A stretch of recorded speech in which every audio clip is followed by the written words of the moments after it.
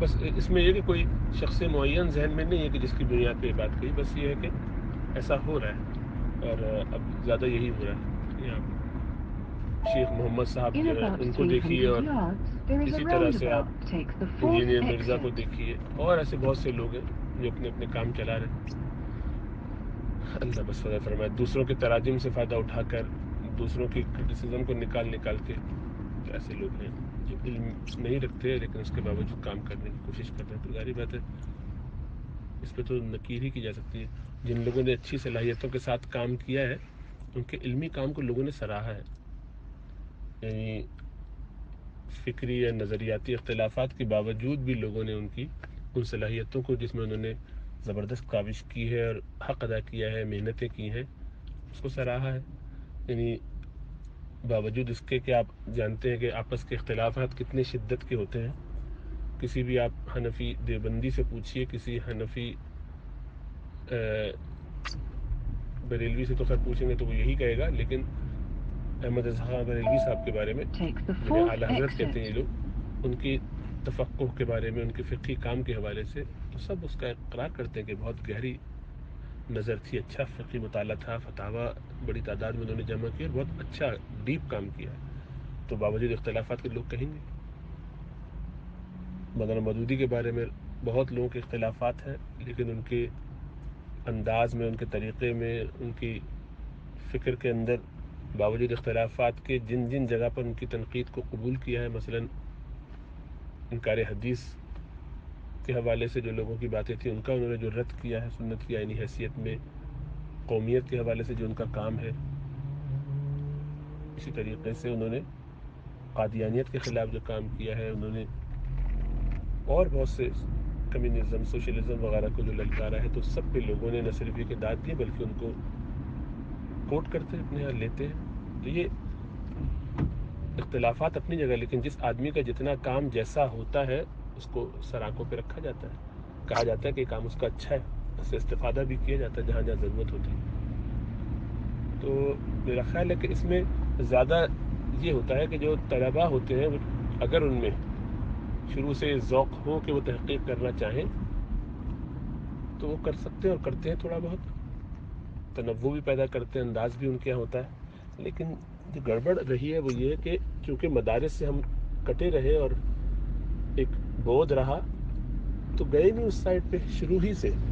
میں تو بارہا یہ کہہ چکا ہوں بات کہ آپ مجھے بتائیے نا کہ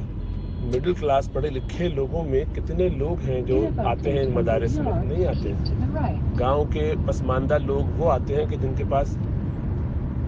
کیا صلاحیتیں ہوتی ہوں گی، اس کا اندازہ آپ کر سکتے ہیں کہ جیسے میں نے چھوٹا سا سروے ہی کیا کچھ طلباء کا، یہ میں بات کر رہا ہوں 95-4 وغیرہ کی، میڈیکل کے زمانے میں۔ تو بنوری ٹاؤن میں جایا کرتا تھا، تو وہاں پہ بھی میں نے شام میں Keep to the right. تو کچھ طلباء سے میں نے پوچھا سوال کے باقاعدہ کہ تم یہ بتاؤ تمہارا مقصد کیا ہے، خالی تمہاری نیت اور مقصد جاننا چاہتا ہوں، یہ جو عالم کے پہلے سال میں ہو یا دوسرے سال میں، جہاں جہاں جو لوگ ہیں۔ تو آپ حیران ہوں گے کہ لوگوں کو یعنی یہ بھی نہیں پتا کہ وہ عالم کیوں بن رہے ہیں۔ تو حفظ کر کے مدرسے میں چل رہے ہیں تو سبھی کر رہے ہیں، تو کر رہے ہیں۔ ایک نے کہا کہ مجھے جو مسجد کا امام بننے کا شوق ہے، چھوٹے چھوٹے In 15 about 16 18 1.5 سال کے بچے۔ miles, keep to the ایک نے کہا right. کہ جناب وہ مجھے سائیکل چاہیے، تو اس کے لیے وہ ایک بہت بڑا ٹارگیٹ تھا جو وہ اچیو کرنا چاہتا ہے کہ عالم بن کے وہ سائیکل لے گا۔ یعنی یہ کوئی ہنسنے کی اور مذاق کی بات نہیں، یہ بہت ہی افسوسناک بات ہے۔ یہ اس میں ان کا قصور نہیں ہے جو وہاں پڑھنے آئے ہیں، دروازے تو سب کے لیے کھلے ہوئے ہیں۔ ان لوگوں نے چنا، ان لوگوں نے اختیار کیا، کسی بھی وجہ سے، دنیاوی وجوہات ہو یا کوئی بھی وجہ نہ ہو، دیکھا دیکھی کیا، یہ کلچر ہے، ابا نے کہہ دیا اس لیے بھی کیا۔ ہم نے چھوڑا مدارس کو، ہم نے چھوڑا۔ وہ سارے لوگ جو تحقیق کر سکتے تھے انہوں نے چھوڑا، جن کے ذہن تھے، جو کھلے ذہن کے تھے، گرین تھے، ملک کے شہروں کے In لوگ، about 1 mile, اور keep to the right. بہت امیر نہ بھی ہو تو کم از کم اتنا کہ وہ 2 وقت کی روٹی ان کے لیے اس طور پہ مشقت نہ ہو کہ وہ اس کے پیچھے، ہاں استغنا کے ساتھ ہو تو بہت اچھا ہے، ایسا تو بہت متقی شخص ہوگا، لیکن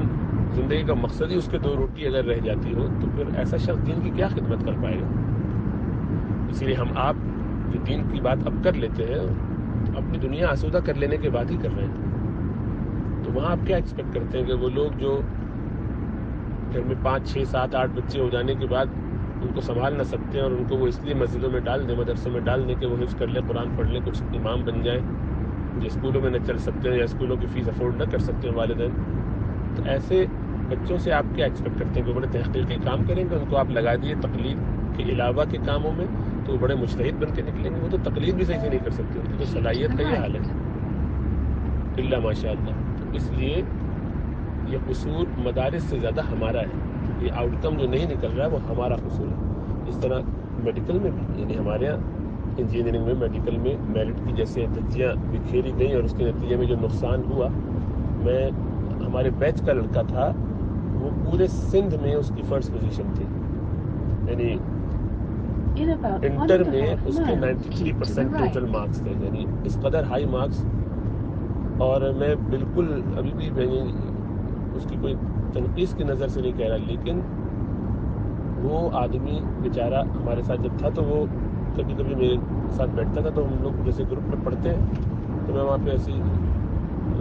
ایسی کتاب ڈسکس کرتے تھے جو بھی پڑھ رہے ہیں لوگ گروپ میں, تو وہ بھی ایسے کبھی آ جاتا تھا. شریف نہیں کرتا تھا, وہ گائٹن کا ایک پیسج ریڈ نہیں کر سکتا تھا, یہ اس کی صلاحیت تھی. اب یہ مجھے نہیں معلوم کہ یہ کتنا معیار ہے, میں تو خالی اس درجے میں اس وقت چونکہ سب کلاس فیلو تھا تو اسی وقت پہ اس کو جیسا اسیس کر سکتا تھا, تو پھر میں اس کو جب سمجھاتا تھا تو اس کو اس کے بعد بھی بڑی مشقت سے سمجھ میں آتی تھی, تو وہ ایکسٹرا بیٹھتا تھا باقی لوگوں کے مقابلے میں. اس کو کبھی ہوتا تھا کہ بھائی مجھے بعد میں تو ٹھہر جاؤں, بعد میں تھوڑا سا اور ڈسکس کر لیں گے تو شاید اس وقت سمجھ میں آ جائے. تو آپس میں جو تاکہ وہ سب کے سامنے, اس کو شرم آتی تھی سوال کرتے ہوئے کہ بعض اوقات وہ ایسا سادہ سا سوال کرتا تھا, تو پتہ چلا کہ بہت تعلقات ہیں اور وہ ہے اس طریقے سے نمبر آ جاتے, پیپر گھر میں آ جاتا تھا, کھلی بات تھی. تو اس کے بعد آپ کہیں کہ جناب یہ ہم نے خود خراب کیا ہے سسٹم کو,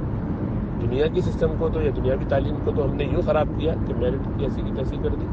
اور دینی اس کو اس لیے کیا کہ ہم نے وہاں پر ایسے لوگ بھیجے ہی نہیں کہ جو ایک کام کر سکتے ہیں. تو قوم کو صحیح معنوں میں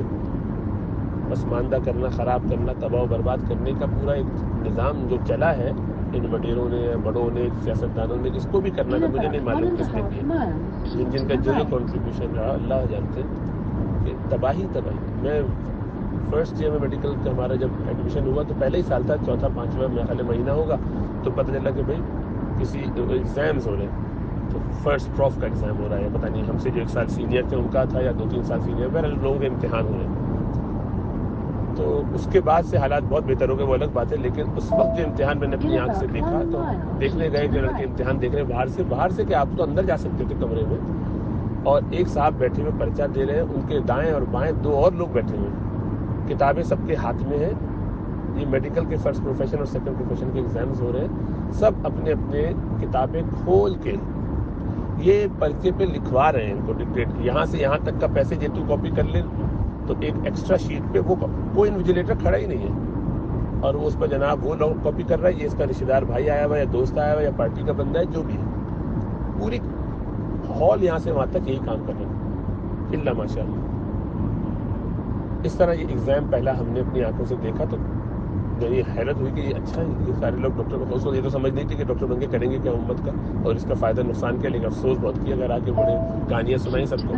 یعنی اس کے نقصان کا بھی اس وقت اندازہ نہیں تھا. ظاہر بات ہے 19 سال کی عمر میں میڈیکل میں داخل ہوئے تھے تو کیا اندازہ ہوتا ہے ان چیزوں کا, لیکن حیرت بہت ہوئی کہ کیا چکر چل رہا ہے. اس کے بعد پھر وہ رینجرز کو دے دیا گیا, تو ہمارے امتحان پہ جامعہ کراچی میں, تو ہمیں ایسی مزے نہیں ملے امتحان دینے کے, یہ پارٹی حاصل نہ ہو سکی, لیکن وہ رینجرز والے امتحان لیتے تھے جامعہ کراچی میں.